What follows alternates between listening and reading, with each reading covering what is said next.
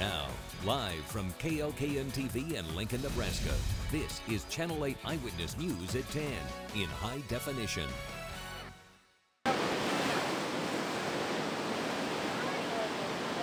That's the sound of 1 million gallons of water per second. Good evening. Thanks for joining us. I'm Vanessa Brown. Rod has the night off. Record amounts of water are gushing from the South Dakota Dam into an already swollen Missouri River. Gavin's Point Dam sits just across our northern border in Yankton. The Army Corps of Engineers began releasing even more water today from reservoirs further north. It means a bigger threat to towns downstream. Channel 8 Eyewitness News reporter Kelly Samariva was in Yankton as the spillways opened for tonight's top story. Just across the northern Nebraska border, raging waters at Yankton's Gavin's Point Dam are quickly becoming the area's main attraction. A real incredible sight to see. Phenomenal. More than 1 million gallons of water are furiously rushing into the Missouri River every second. The roar of the dam behind me is really incredible. The mist of water is constant, and every so often a huge rush of water will come up behind you and soak anyone who's standing by. Right now it's at full capacity, which is 150,000 cubic feet per second. The Corps of Engineers plans to keep releasing the water until the end of the month. So the mighty Mo will keep raging as record amounts of water flow through it. We've never seen all the wakes and that like it has been, and it's quite an experience. You get the feeling of the force of the water, how tremendous it is, and the pressure that they put on all the levees. It really is amazing. Pictures do not even do it justice. It's like Niagara Falls or something. It's scary. The Corps was forced to open the dam because of extra high levels of rain and snowmelt from up north in Montana, Wyoming, and the Dakotas. The wild waters could reach Sioux City as early as Wednesday, sure to leave nothing short of devastation in their frothing wake. Reporting in Yankton, Kelly Samariva, Channel 8 Eyewitness News. You saw Kelly drenched. She certainly was a good sport for us. While water rushed across state lines, Governor Dave Heineman was checking out the threat by air. Channel 8 Eyewitness News reporter Kaylee Nicole got the inside scoop into the governor's helicopter ride. Kaylee. That's right. It took all afternoon, but Governor Heineman says he thinks he finally has a good feel for what's going on just north and east of Lincoln. It was a helicopter ride of both urgency and emotions. Governor Dave Heineman took flight Tuesday to see all the devastation dealt to Nebraskans near the Platte and Missouri rivers. But it was an outing of surprises as areas like South Sioux City became less of a concern once observed. It's actually maybe a little bit lower than what we saw a week or 10 days ago because of the way it's cleaning out the river, and they feel very well prepared. Now, as we move further south and we got near Decatur on down to Blair, we saw more farmland that was flooded this time than we've seen previously. And the problem is expected to continue into Omaha. If the area sees any more substantial rain, it could mean a foul smell from sewer systems for people out looking for foul balls during the College World Series. But the governor says there are bigger problems to worry about not far from the capital city. Most of those levee structures out there were designed for a surge for 3 or 4 days, and then the water would back off.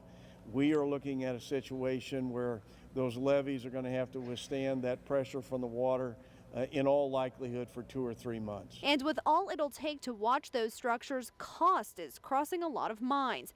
However, not the officials out Tuesday. First priority is the lives of our citizens, the protection of our property, the protection of our critical infrastructure. This is why you have a governor's emergency fund.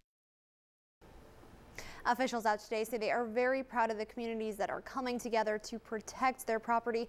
They also say as soon as this flooding is done, they will work diligently to make sure that they are compensated for all that work by either the state and or federal government. Well, that is good to hear because we certainly have seen a lot of people step up. Thank you, Kaylee. Well, in Hamburg, Iowa, crews are working tirelessly on a secondary levee they hope will protect their town. Officials took us to a high point to get a bird's eye view of the flooding. Workers are scrambling to raise this backup levee by about 3 feet. Construction started about a week ago, but after Monday's main levee breach, raising it has become a last-ditch effort to spare the town. With no way of knowing when the water will hit, finishing it is a race against the clock. Even when the job is done, the battle is far from over. once you get a levee in, you continue to have a fight.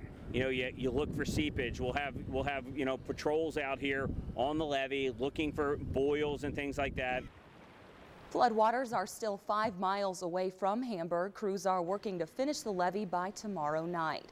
One of our viewers took an aerial tour of the Missouri River and sent us some great photos. Lincoln pilot Larry Geiger shot these pictures today as he flew over the Missouri between Omaha and Yankton, South Dakota. He captured the Fort Calhoun nuclear plant surrounded by floodwater, a sandbagged Iowa casino, and pictures from Gavin's Point. If you'd like to check out his full gallery, just visit our website, klkntv.com. Flooding is also having a major impact on travel. Interstate 680 east from Nebraska into western Iowa is shut down right now. However, Interstate 80 into Iowa remains open tonight. Further south, Highway 2 is still up and running, although eastbound traffic is restricted to 1 lane. Channel 8 Eyewitness News reporter Megan Polera took a road trip today to show us what to expect. As the Missouri River continues to swallow up major arteries, navigating your way to the state line could be difficult. So we decided to get in the car and take you there and show you what you need to know before you hit the road. Our first stop is 680 East, a major detour here. The bridge crossing the Missouri River is completely blocked off. The farthest you'll be able to make it here on 680 is exit 13, and that will take you to Epley Airfield.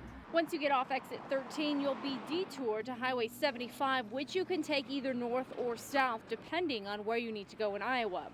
Here you can see the water rising below the 680 bridge, but it's the Iowa side of the interstate that is submerged right now. We followed the detour 75 south, which then let us hook up with Interstate 80 and got us across the river and on the Iowa side.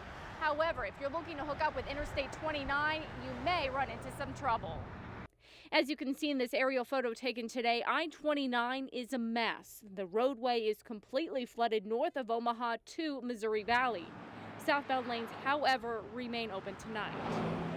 Further south, floodwaters continue to rise. For travelers needing to get in and out of Iowa through Nebraska City, Highway 2 is still open at this time, but down to 1 lane. Again, it is open at this time, but things could all be changing over the next few days. Make sure to check with the Department of Transportation for an update on road closures. With your flood traffic report, Megan Polera, Channel 8 Eyewitness News. Certainly a lot of good information there. We'll be sure to put Megan's report online. We'll also have the latest on road closures and detours on our website. Just go to klkntv.com.